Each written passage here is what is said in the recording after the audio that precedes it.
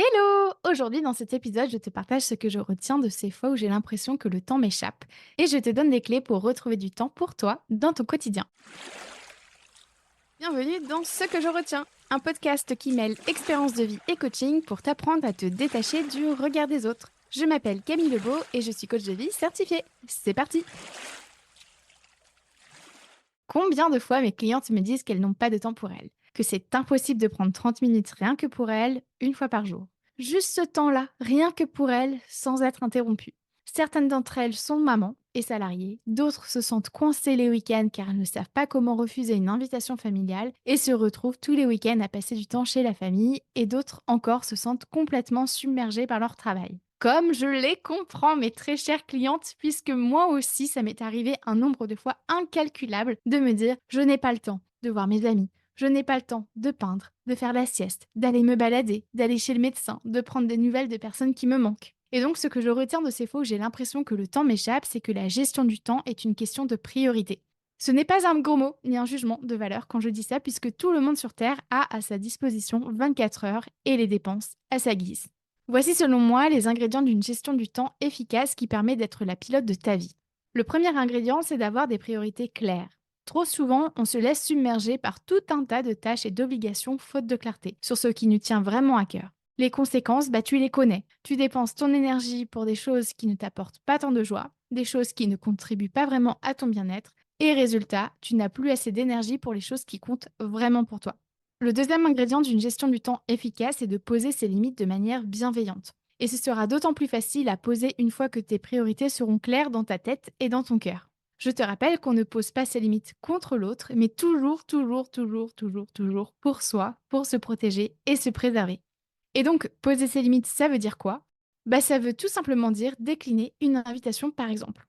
Le troisième ingrédient, c'est d'être capable de déléguer. Et donc, de déconstruire tout un tas de peurs et de croyances limitantes, comme par exemple la peur de décevoir, la peur de blesser ou de passer pour une égoïste. Je te renvoie à plusieurs épisodes que j'ai fait sur le sujet, plus d'infos dans les notes de cet épisode. Et donc, être capable de déléguer, ça veut aussi dire descendre d'un étage et péter un bon coup. Notre ego veut nous faire croire qu'on est indispensable pour plein de trucs, qu'il n'y a que nous qui pourrons faire ci ou ça. Eh ben non, c'est faux. Suzanne aussi en est capable.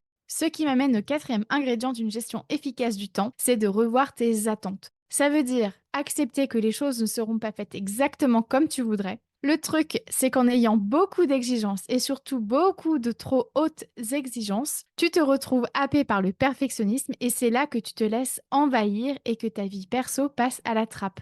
Mais le perfectionnisme peut aussi te faire agir à l'opposé, c'est-à-dire te mettre en inaction. Forcément, vu que ce que tu vises est inatteignable, ça te fout la pression et ça t'immobilise. Résultat, tu culpabilises et tu es encore plus dur avec toi. Tu compenses en faisant plus d'heures au boulot et ta vie perso doit s'adapter, encore une fois, à ton boulot.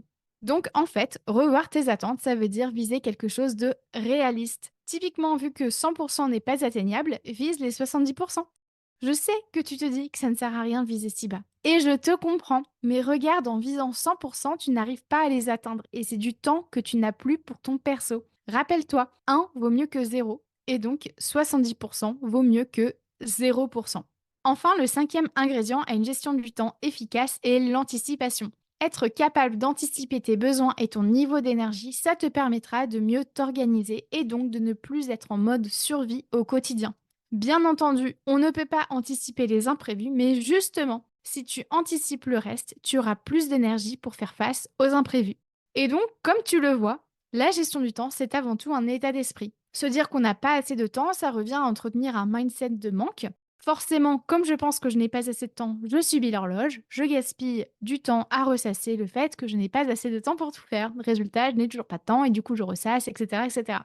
En revanche, se dire qu'on a chaque jour 24 heures pour se créer une journée sympa, ça revient à entretenir un mindset d'abondance. Bien sûr que le temps est une énergie non renouvelable, Quand il n'y en a plus, il n'y en a plus. Mais toi, tu as la chance de décider de ce que tu veux faire de ce temps qui est à ta disposition. Est-ce que tu vois la puissance de ce mindset? Et comme je le dis très souvent à mes clientes, tu as de la chance. Tu as 24 heures dans une journée, tout comme chaque personne sur Terre. Alors saisis cette opportunité pour être l'actrice principale de ta vie. Il faut que dalle, donc organise-toi comme tu veux. Et donc, si toi aussi tu souhaites retrouver du temps pour toi dans ton quotidien, voici ce que je te propose. Tout d'abord, dresse tes 5 priorités du moment et sois spécifique. Par exemple, ma vie affective, ma santé mentale et physique, ma famille, mes amis et mon travail. Connaître tes priorités te permettra de faire des choix plus spécifiques dans ce que tu recherches dans ta vie.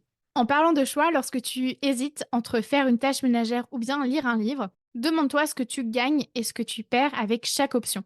Tu peux aussi visualiser ce que tu ressentirais une fois avoir fait ci ou ça, ou bien ne pas avoir fait ci ou ça. Ça t'aidera à décider ce qui est le plus juste à faire à l'instant T. Je t'invite aussi à t'affirmer dans la bienveillance. Que ce soit au travail ou à la maison, tes besoins sont légitimes. Tu es légitime pour dire ce que tu penses, pour dire non parce que tu es humaine. Et non, tu n'es pas une chieuse. Les mecs ne se posent pas autant de questions pour dire ce qu'ils pensent et ce qu'ils veulent, donc prends ta place. Alors, je te rassure, tu peux poser tes limites de manière toute douce et ça peut ressembler à ça pour celles que tu communiques à l'autre.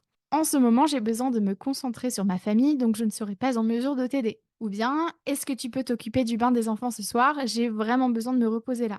Et puis pour ces limites qui n'ont pas besoin d'être communiquées à l'autre, ça peut être: ce soir, je ne cuisine pas, j'achète tout prêt. Le jeudi soir, c'est ma soirée, je ne prends du temps que pour moi.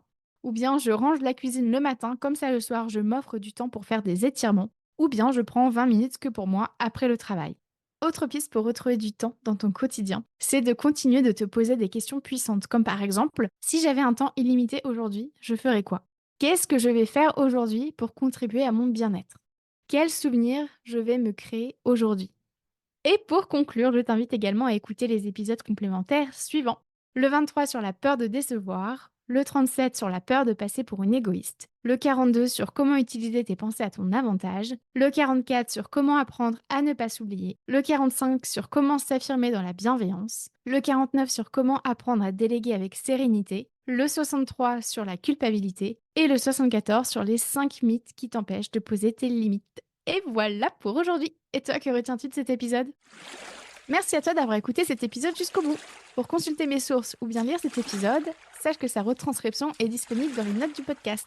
Et si tu souhaites en savoir plus sur mon travail ou bien si tu cherches à t'abonner à ma newsletter, direct sur mon site internet www.lacoachcamille.com. Et tu peux aussi me rejoindre sur ma page Instagram @lacoachcamille.